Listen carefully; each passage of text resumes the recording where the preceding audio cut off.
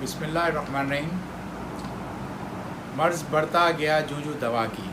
पाकिस्तान में इन्फ्लेशन मुसलसल बढ़ रहा है और हुकूमत जब से इंटरेस्ट रेट बढ़ा रही है इन्फ्लेशन और आसमान को छूता जा रहा है। इन्फ्लेशन के इन्फ्लेम्स जो हैं वो मुसलसल बढ़ रहे हैं।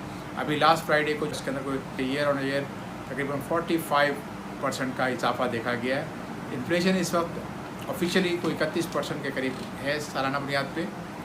और पाकिस्तान में इन्फ्लेशन जो बढ़ता है वो डिमांड पुल्ड इन्फ्लेशन नहीं है बल्कि कॉस्ट पुश्ड इन्फ्लेशन है। पाकिस्तान में मैन्युफैक्चरिंग कॉस्ट अगर बढ़ जाती है तो उसका इन्फ्लेशन के ऊपर असर पड़ता है और वो इन्फ्लेशन मज़ीद बढ़ता है। लेकिन IMF जो है आज भी अपनी वेस्टर्न स्टाइल की इकोनॉमी की बुक को फॉलो कर रहा है जिसमें लिखा गया है कि इन्फ्लेशन बढ़े तो उसको इंटरेस्ट रेट बढ़ाकर कंट्रोल किया जाता है ताकि डिमांड को कम किया जा सके।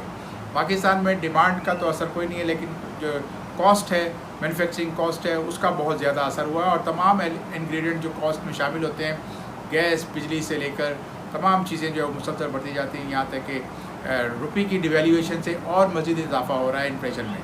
अभी पाकिस्तान में लास्ट MPC में हमने देखा कि मॉनेटरी पॉलिसी की मीटिंग हुई, उसमें 17% से बढ़ाकर 20% के ऊपर इंटरेस्ट रेट आ गया है। अब आइंदा के लिए इन्फ्लेशन नज़र आ रहा है कि बढ़ चुका है और IMF की फर्दर डिमांड है कि 2 से 3% इंटरेस्ट रेट और मज़ीद बढ़ाया जाए। तो ऐसा लगता है कि 4 अप्रैल को फिर एक नया धमाका होगा और पाकिस्तान में ऑल टाइम हाई के रिकॉर्ड टूट जाएंगे। इंटरेस्ट रेट जो है कम अज़ कम 2% का इजाफा देखा जा रहा है और इसके बावजूद इन्फ्लेशन कंट्रोल में नहीं आएगा।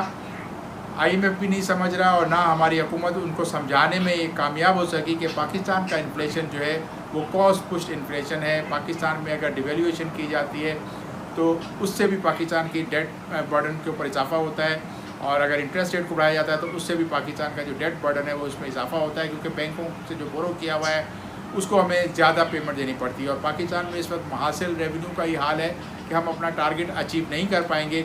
ऐसी सूरत हाल में बिज़नेस का इकॉनमी का जो है इंतहाई स्लो डाउन हो जाना यकीनी है।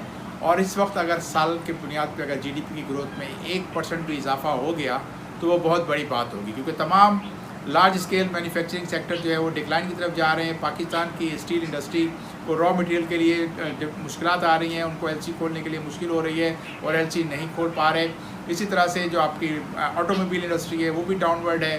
कुछ 7% से ज़्यादा की आपकी लार्ज स्केल का डिक्लाइन होना ये ज़ाहिर करता है कि आपकी जो है ग्रोथ मज़ीद आप नीचे की तरफ जाएगी।